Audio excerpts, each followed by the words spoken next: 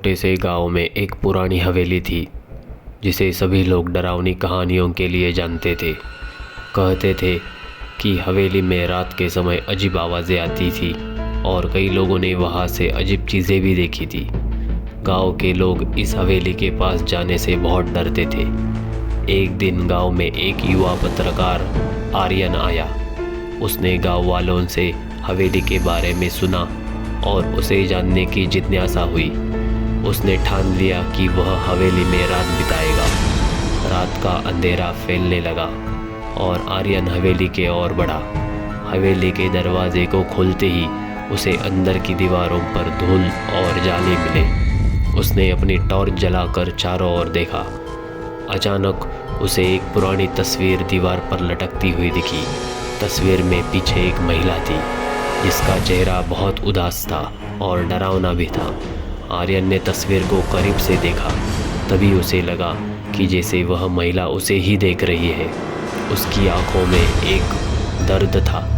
आर्यन ने अपने नोट्स में लिखा कि वह इस रहस्य का पता लगाने की कोशिश करेगा। जैसे ही रात बढ़ी, अजीब आवाज़ें आने लगी। अचानक आर्यन ने सुनी एक फुसफुसाहट और वह चौंक गया और टॉर्च की रोशनी उस ओर मुड़ी। वह उसे एक पुराना पियानो दिखा। जैसे ही उसने पियानो की चाबी दबाई, एक सुनसान संगीत गूंजने लगा। आर्यन को समझ में आ गया कि यह कोई संकेत है। उसने पियानो के पास जाकर देखा तो वहाँ एक नोट रखा था।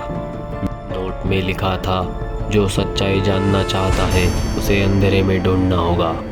आर्यन ने नोट को पढ़ा और मन में सोचा कि शायद यह महिला की आत्मा है जो अपनी कहानी सुनाना चाहती है। आर्यन ने हवेली के अन्य कमरों में खोजबीन शुरू की। एक कमरे में उसे एक पुराना डायरी मिला।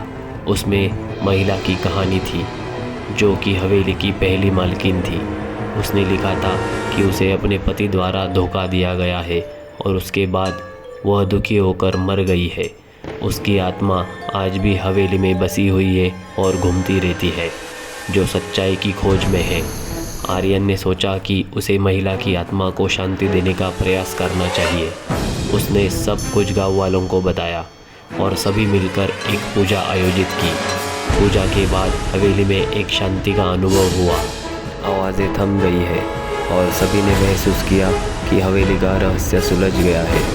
आर्यन ने गांव छोड़ने से पहले एक वादा किया था, वह हमेशा इस कहानी को जीवित रखेगा। अब हवेली में एक यादगार स्थल बन गई थी जहाँ लोग उस महिला की कहानी सुनने आते थे और उसकी आत्मा को शांति मिल गई।